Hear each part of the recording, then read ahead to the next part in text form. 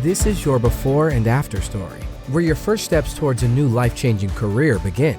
Southeastern College can take you there. We offer in-demand hybrid and online programs with hands-on training, led by in-field career professionals, and career services to put you on the path to a rewarding and fulfilling future. This is where your transformation begins. Southeastern College, your future is bright. Visit sec.edu to get started. All right, let's dive in. So many of you requested a closer look at cooking with Kaya. Oh yeah, she's everywhere, isn't she? Seriously, it seems like you can't scroll for 5 seconds without seeing her recipes, or, let's be honest, her dance moves. We've got a ton of articles, research, and even some interesting YouTube takes. Yeah, definitely some spicy takes out there. But what's the deal? Why is cooking with Kaya such a phenomenon, and why does it seem like, especially for women, there are such strong reactions? You know, on the surface, it's cooking, right? Some dancing, a jingle. Catchy, I'll admit. But the more we dig in, it really does feel like cooking with Kaya is tapping into something deeper. Like what? I mean, we're talking about gender roles, how we even consume entertainment in this TikTok world. It's a lot more than just, like, here's how to make a sandwich. Okay, you mentioned the jingle. I have to bring it up. The whole cooking with Kaya chant, the moves, sometimes even twerking. Is that part of the appeal, or is there something more to it? I mean, think about it. Our brains, especially online, we just crave simplicity, right? Researchers have a name for it. They call it cognitive ease. And Kaya's videos, they're short, they're repetitive. Easy to watch, easy to remember. Exactly. They're almost addictive, Yeah. right? Mental comfort food. Yeah. And in a world that feels like it's just constant information overload, that's huge. It makes sense. I get it. But it's not just the format, right? You pointed out in your notes that her recipes, they're also really relatable. She's making potato soup, breakfast staples, things people actually cook. I even saw a comment from you in the source material. I think you said you tried her breakfast burrito recipe. Well, you caught me. Yeah, last week, actually. It was pretty good. So it's working. She's getting people into the kitchen. Right. And that's a big part of it. I mean, it's aspirational, but it's also achievable. You know, she's not making Michelin star dishes. It's food that feels familiar, doable, like you could cook alongside her. And that creates a connection. And then there's the humor. I mean, that little make your man breakfast before I do comment, harmless fun or something more. I think it's both. On the one hand, humor, it's engaging. It makes things memorable. It makes it shareable.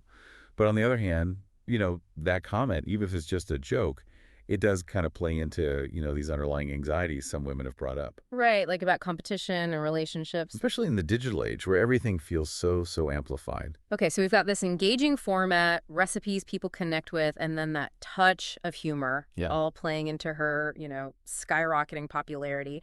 But then there's the flip side. We can't ignore it, especially the criticism coming from women. You pulled out some big concerns from what we've been reading, so let's get into that. Absolutely. One of the biggest ones is this idea of perceived objectification. Okay. And some women are saying, her dancing, what she's wearing, those kind of suggestive comments, it overshadows the actual cooking. Like they're saying she's not being taken seriously as a cook. Yeah, and maybe even that it's reinforcing some harmful stereotypes. So it begs the question, can a woman be both entertaining and like a respected food expert in this online world? And this kind of connects back to what you were saying earlier about the history of women in, the food world, the food media world. Like, she's walking this tightrope that, honestly, so many women before her have had to navigate. Right, exactly. This tension has been around for decades. Think about, like, Julia Child. Groundbreaking. But even she had to deal with criticism about how she looked, how she acted. Wow, yeah. And now with social media, it's tenfold. Totally. And you highlighted this one comment in the YouTube transcript. It really stood out. The viewer said, and I'm paraphrasing here, that Kaya's whole presentation basically sets these unrealistic expectations for women. Like they have to be alluring and domestic at the same time. Yeah, and it really adds another layer to this, doesn't it? Absolutely. Because it speaks to this bigger anxiety in society. Like, how are women supposed to present themselves online? Effortlessly beautiful, amazing in the kitchen, always entertaining. It's a lot. It is a lot to unpack. And then, of course, there's the whole impact of Kaya's content on, well, relationships. I mean, stealing your man jokes, as lighthearted as they might seem, they've sparked some serious conversations. Yeah, about trust and insecurity. Makes sense, right? I mean, social media has blurred the lines of relationships in so many ways. And then you have these videos, and it's like, even if it's unintentional, they can trigger these feelings of jealousy, competition. You flagged an article where a therapist even weighed in. They said, and I'm quoting here, that Kaya's content, while not inherently problematic, can exacerbate existing insecurities in relationships. Yeah, throwing fuel on a fire that's already smoldering. Yeah. And it really brings home the point that good communication in a relationship is crucial, right? Absolutely. If your partner's into Kaya's content and it's making you feel uncomfortable, you got to be able to talk about it openly and honestly. Great advice. So we've got the whole debate about objectification, the relationship anxieties, but there's this third criticism that kept popping up, and that's the authenticity piece. Oh, yeah. This is a big one. So is she genuinely passionate about cooking, or is this all just for, followers, brand deals, that whole... Right. Like, is it all just about fame and making money? Exactly. And it gets at this huge issue of what's being called the commodification of self-presentation online. Okay, break that down for me. Basically, it's turning your whole online persona into a product to sell. Ah. And with Kaya, the lines get really blurry. Like, is she a chef? Is she an entertainer? A businesswoman, or all of the above? Yeah, that's the million-dollar question. And I feel like a lot of her viewers are really grappling with this. Right. They're trying to figure out, is she really sharing her love of cooking, or is this a carefully crafted persona to get attention, to monetize her platform? It's tricky because, as you said, there's no easy answer. Like, we're living in this age where authenticity and performance, that line, it's so thin, especially online. Absolutely. And Kaya, she's like the perfect example. She forces us to confront these assumptions we make about people online, to really think about, what are the motivations behind the content we're watching, consuming, sharing? So we've got this really interesting, almost like paradox, right? You've got this huge popularity, but then all this controversy. People love her engaging format, the recipes, the humor. It's pulling in a huge audience. But then there's the criticism for maybe objectifying herself, stirring up anxieties in relationships, blurring those lines of authenticity. Right. And all of this is happening at the same time that there's this bigger cultural conversation, right? About gender roles, about online entertainment, and honestly, just the power dynamics that are happening in the digital age. And then on top of all that, there's this other layer to the Cooking with Kaya story. It comes from this pretty bold YouTube video we found. The creator is arguing that Cooking with Kaya is being used as bait. And this is where things get really, really interesting. Yeah, this is where Cooking with Kaya, even if it wasn't intentional, becomes kind of a social experiment. And it's revealing a lot about us, about our own biases and anxieties. Whoa. So before we go down that rabbit hole, just your initial thoughts, based on what we've talked about so far, is Cooking with Kaya just harmless fun, or is there something more complex at play? Oh, it's definitely more nuanced than it looks at first glance. Yeah. And that's what makes it so fascinating to dive into. It's showing us how a seemingly simple cooking show can tap into these deep anxieties about gender, relationships, and this constantly changing world of online entertainment. Okay, a lot to think about. When we come back, we're going to dive into this whole bait theory and explore how Cooking with Kaya is acting as a mirror, reflecting our own attitudes and beliefs about women, food, and really just the complexities of life in the digital age. Buckle up. All right, welcome back. It's crazy how Cooking with Kaya has taken us from, like, potato soup and twerking to these big questions about gender and what's happening online. No kidding. Yeah. I mean, before the break, we were talking about how Kaya's popularity could be tied to this whole cognitive ease thing, our brains wanting simple content online. But then you've got these criticisms about objectification, authenticity, all that. How do those two ideas even exist at the same time? Yeah, it's a bit of a paradox, right? On one hand, she might be successful because she's tapping into that desire for easy entertainment, like we were saying. But then on the other hand, people are calling her out for playing into stereotypes. Right, which brings up a whole other set of questions about how women are supposed to, exist in these online spaces. Totally.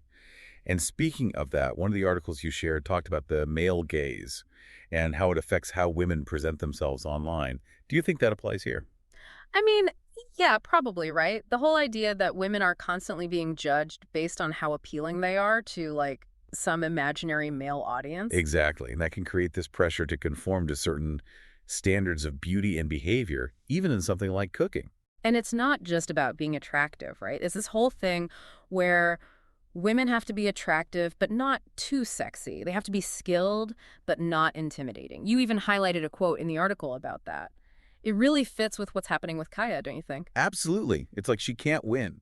People praise her for her looks, for being entertaining, but then turn around and criticize her for, maybe objectifying herself. It's such a tricky balance to find. Totally. And I think it goes beyond just Kaya, right? This is a bigger conversation about how women are portrayed and seen in media, especially on platforms like TikTok, where it's all about going viral and getting as much attention as possible. You're absolutely right. And it makes you wonder about the role algorithms and like the whole structure of these platforms are playing in all of this. You mean like because TikTok is all about those short videos, those quick hits of entertainment? Exactly. It might actually be encouraging a certain type of content that doesn't really allow for these more nuanced discussions about things like food or gender. So it's not just Kaya making individual choices, it's also about these larger systems that are shaping what we see and what gets popular online. That's kind of mind-blowing. Right. And it brings us back to this bait theory we mentioned earlier. Remember that YouTuber who was arguing that some men might be using Kaya's content to, like, intentionally get a reaction from women? Yeah, to expose their insecurities and make them competitive with each other. Exactly. And that's a pretty controversial take, I'll admit. I'm still trying to process it all. What do you think? Is there any truth to that argument? It's tough to say for sure. I mean, obviously we can't just assume everyone has bad intentions or try to generalize about people, but I don't know. I guess it's possible that some people might be doing that. Right. And that YouTuber made another interesting point. They pointed out how the negative reactions from women toward Kaya seem to come later. Like, at first, there wasn't much criticism, but once men started giving Kaya all this attention, that's when the negative comments from women really started ramping up. It's almost like their reactions were triggered by the attention she was getting from men. Exactly.